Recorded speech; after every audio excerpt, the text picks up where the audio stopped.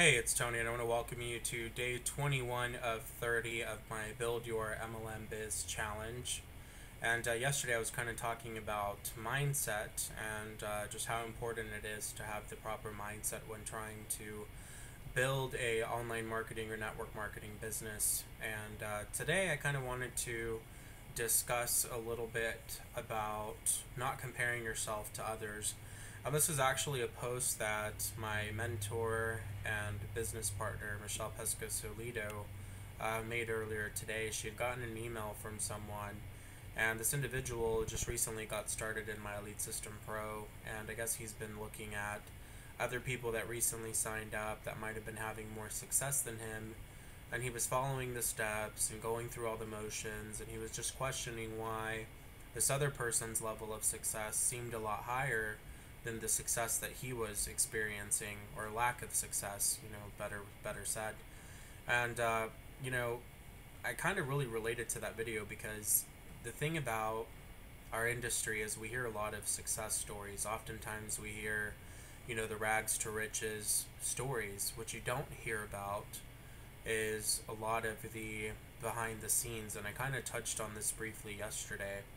The how long it took me to get there, how determined people are, just how much time and effort they put in.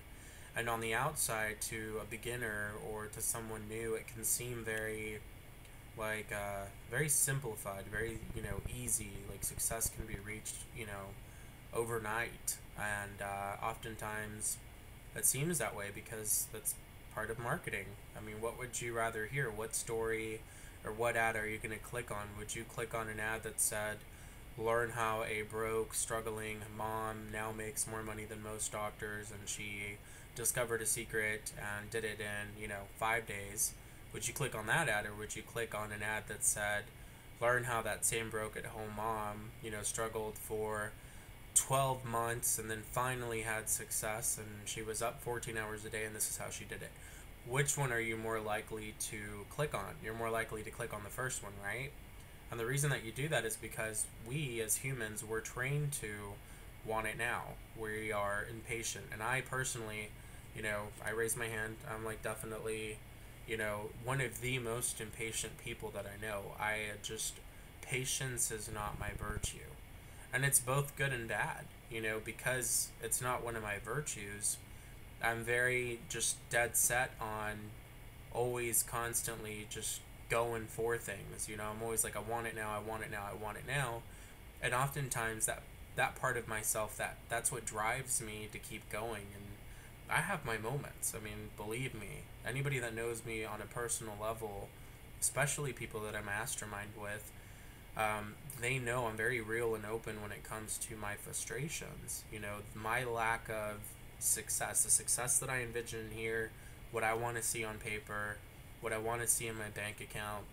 If it doesn't manifest itself, I'm so quick to give deadlines. I'm always like, okay, next 30 days I want this, next 30 days. And one of the things that Michelle talks about is you really can't, this is not the industry to give yourself deadlines, and there are very few people that work really well under pressure. I work okay under pressure, but one thing that she mentioned that I do is, if I want to do something in 30 days, I tend to jump from marketing strategy to marketing strategy, trying to generate results rather than sticking to what I know how to do and just getting the results slowly. So oftentimes you tend to have to start over. And what you don't understand and realize is that every time you start over, you lose any previous success that you might have already had. Anytime that you take on another marketing strategy, try another method, switch to a different company, switch to a different marketing, strategy, all of that prevents you from capitalizing on all of the time that you invested in what it was initially that you were trying to master. I did that with pay-per-click. I went from never doing pay-per-click marketing, never really having success in lead generation, to all of a sudden in 30 days, boom, I was, generating 150 leads a month.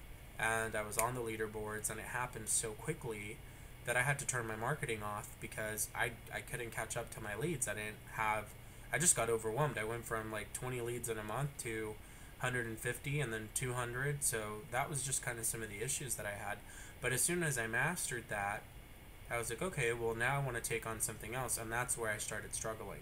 That's where I fell off the leaderboards. I struggled to get traction because I was so invested in trying something different. I could have just kept doing what I was doing. And part of that always relates to, what are you trying to achieve? For that person, comparing yourself to someone else, one of the things I like to say is, I don't compare myself to other people because there is no comparison. And that's the truth. There is no comparison. Not for me, not for you, not for anyone else, especially when it comes to building a business and doing online marketing. You don't know the amount of time that other people have. You don't know the amount of leverage that other people have. I might be working with someone that is personally mentoring me, like Michelle does, and you might not have anybody to talk to. You also don't know how many people mastermind with each other, bounce ideas off of each other, how much money someone's invested into their business to make the mistakes, to learn how to have success. And sometimes you're just limited. Everybody that I talk to is different. Every person that I work with is different. Some people have $20 a month to dedicate to building a business. Other people have 200, other people have 500, and based off of those different criterias, we go and strategize and see what marketing method is best. So it's so easy to get caught up in this person's having success, and I'm totally guilty of it. I do it often, and part of that is because I'm extremely competitive, but I know it's not healthy. There's some people in my industry, people that are on the same team as I am, that I have not really a vendetta against, but it's more of like I'm going to sneak up and creep on you and outperform you. But it's not in a bad way, because I want them to be successful. I do it because I want to be challenged. I want to take it to the next level. And as long as you're mindful of the reasons that you're doing what you're doing, then you can keep yourself in check. But don't ever compare yourself to someone else's success and say, why am I not there? Because again, like I mentioned yesterday, when you're new, when you don't really know these people, when you don't really get to work with these individuals and talk to them and really understand the level of commitment, drive, and passion that it takes to have success in this industry, you can get caught up in all of the overnights and the very quick money methods and I'm going to be rich, overnight, all of this other crap. That just isn't the truth. I mean, it just doesn't work. It's good marketing, but it's definitely not a good business plan, and it's definitely not good for your drive, your passion, your commitment. And my biggest takeaway from Michelle's video was, you cannot put a time frame on success. I've already invested a year in this industry. I can, in my mind, I'm already successful. I have accomplished some things. I wish I would have accomplished more, but again, those are my goals, and I have a mental, figure in my mind, which is something that I want to attain by the end of this year, and it can be a bit detrimental. What if I only hit half of that by the end of the year? Am I going to be disappointed in myself? Am I going to, I'm not going to quit. That word's not in my vocabulary. It's not an option, and Michelle said that too. Quitting is not an option for me. It's not an option for you, because quite frankly, if you want the lifestyle of traveling the world, of making $15,000, $20,000 a month off of an email, or having a team of 10,000 people in your primary company, if that's the lifestyle you want, then you're not going to quit.